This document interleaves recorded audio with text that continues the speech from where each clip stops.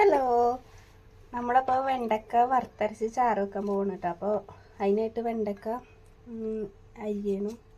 ഈ ഒരു വലിപ്പത്തിൽ അരിഞ്ഞെടുക്കണം കേട്ടോ. മൺചട്ടിയിലാണ് കേട്ടോ അപ്പോൾ നമ്മൾ ചാറ് വെക്കണത്. അപ്പോൾ വെണ്ടക്ക നന്നായിട്ട് കഴുകിയിട്ട് നമ്മൾ വട്ടത്തിൽ അരിഞ്ഞെടുക്കണം. നമ്മൾ വെണ്ടയ്ക്കൊക്കെ അരിഞ്ഞ് കഴിഞ്ഞു കേട്ടോ. ഈ ഒരു വലിപ്പത്തിൽ അരിഞ്ഞെടുക്കണ്ട. അപ്പോൾ നമ്മൾ മൺചട്ടി അടുപ്പത്ത് വെച്ചിട്ടുണ്ടായിരുന്നു, അത് ചൂടായിട്ടുണ്ട്. അപ്പോൾ നമ്മുടെ മൺചട്ടി ചൂടായിട്ടുണ്ട്. നമുക്കിതിലേക്ക് വെളിച്ചെണ്ണ വയ്ക്കാം കേട്ടോ. ഇനി ഇതിലേക്ക് നമ്മൾ അരിഞ്ഞ് വെച്ചിട്ടുള്ള വെണ്ടക്ക ഇട്ടിട്ടൊന്ന് വഴറ്റിയെടുക്കണം. ഇതിൻ്റെ ആ കൊഴുപ്പൊക്കെ ഇല്ലേ, അതൊക്കെ ഒന്ന് പോകുന്നവരെ നമുക്കൊന്ന് വഴറ്റിയെടുക്കണം കേട്ടോ. ഇതൊന്ന് ഇളക്കിയെടുക്കണം.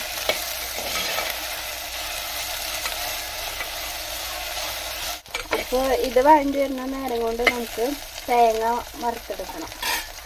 അപ്പോൾ നമുക്ക് തേങ്ങ വറുത്തെടുക്കാം കേട്ടോ. തേങ്ങ വറുക്കാനായിട്ട് നമ്മൾ ചട്ടി അടുപ്പത്ത് വെച്ചു, അതിലേക്ക് വെളിച്ചെണ്ണ ഒഴിക്കണം.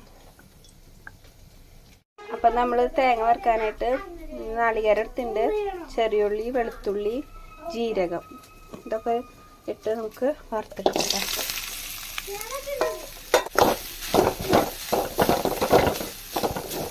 ഒക്കെ കൊഴുപ്പൊക്കെ മാറിയൊന്ന് സെറ്റായിട്ടുണ്ട് കേട്ടോ. അപ്പോൾ നമുക്കതിലേക്ക് ഇനി തക്കാളിയാണ് ചേർക്കാനുള്ളത്. അപ്പോൾ തക്കാളി ചേർക്കാം. തക്കാളി ചേർത്തിട്ട് നമ്മൾ തേങ്ങ വറുക്കിനിക്ക് 2 വേപ്പിലയും കൂടി ഉണ്ടാവും. അപ്പോൾ വെണ്ടയ്ക്കും തക്കാളിയൊക്കെ ഏകദേശം വഴറ്റി വന്നിട്ടുണ്ട് കേട്ടോ. നമുക്കിതിലേക്ക് മുളക് പൊടി, മഞ്ഞൾപ്പൊടി, മല്ലിപ്പൊടി, കത്തിരിക്ക ചേർത്തെടുക്കാം. നമ്മൾ മഞ്ഞൾപ്പൊടി ചേർക്കാം. അപ്പോൾ നമുക്ക് മുളക് പൊടി പിന്നെ കുറച്ച് മല്ലിപ്പൊടിയും കൂടി ചേർക്കാം കേട്ടോ. നന്നായിട്ട് ഇളക്കി കൊടുക്കാം.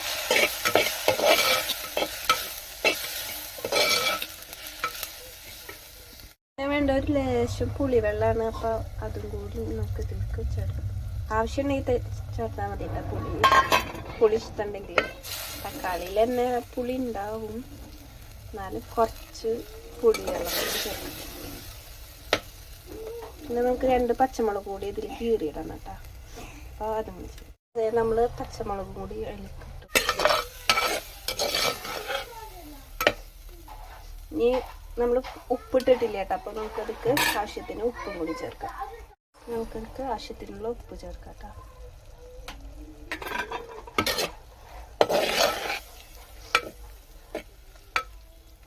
ഇതൊന്നും അടച്ചു വെച്ച് വലിയ തീയിൽ വേവിക്കാം. എന്നിട്ട് നമുക്ക് വേണമെങ്കിൽ കുറച്ചും കൂടി വെള്ളം ഒഴിക്കാം കേട്ടോ. തേങ്ങ വറുത്തരച്ചിട്ട് ഒഴിക്കണം.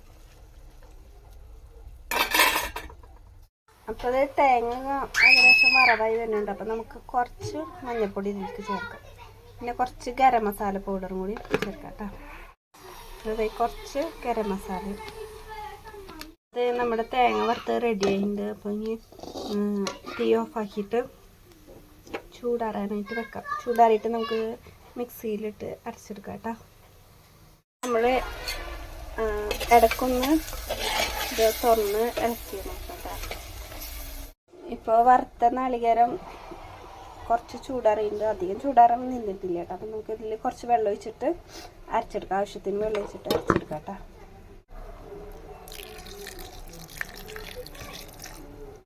അപ്പോൾ ഇതേ നമ്മുടെ തേങ്ങ വറുത്തരച്ച് എടുത്തിട്ടുണ്ട് കേട്ടോ. അപ്പോൾ നമുക്കിത് ഇതിലേക്ക് ഒഴിക്കാം.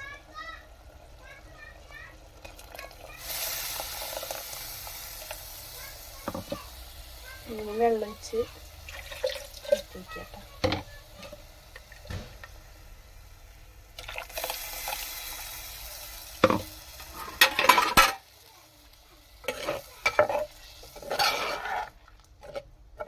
അപ്പം അതേ അതൊന്ന് തിളക്കട്ടെ. അപ്പോഴേക്കും നമുക്കിത് കാച്ചാനുള്ള ഉള്ളി അരിയാം. അപ്പം നമുക്ക് ചാറ് കാച്ചാനായിട്ട് ചട്ടി അടുപ്പത്ത് വെച്ച് വെളിച്ചെണ്ണ വയ്ക്കാം. നാളികേരം വറുത്ത ചട്ടിയിൽ തന്നെയാണ് കേട്ടോ ഇത് കാച്ചണത്. അപ്പോൾ എണ്ണ ചൂടാവട്ടെ. നമ്മുടെ ചാറ് തള വന്നിട്ടുണ്ട് കേട്ടോ. അപ്പം നമുക്കിത് ഇറക്കി വെക്കാം. അപ്പോൾ കടുകൊക്കെ പൊട്ടിയുണ്ട്. നമുക്ക് ഇതിലേക്ക് ഉള്ളിയിടാം. ചെറുതായി അരിഞ്ഞ ഉള്ളിയാണ് കേട്ടോ, ചെറിയ ഉള്ളി. അപ്പോൾ അതൊന്ന് ചേർക്കാം. ഈ ഉള്ളിക്ക് ആവശ്യത്തിന് കറിവേപ്പില കൂടി ചേർക്കാം. അപ്പോൾ അതേ ഉള്ളിയൊക്കെ നന്നായിട്ട് മൂത്തിട്ടുണ്ട്. അപ്പോൾ നമുക്കിത് ചാറിലേക്ക് ഒഴിക്കാം.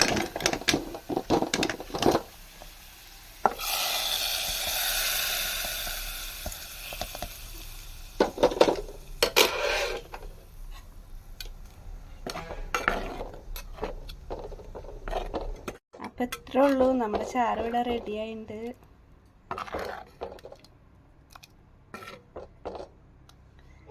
അപ്പോൾ വെണ്ടക്ക വറുത്തരച്ച കറി ഇഷ്ടമായെങ്കിൽ സപ്പോർട്ട് ചെയ്യണം.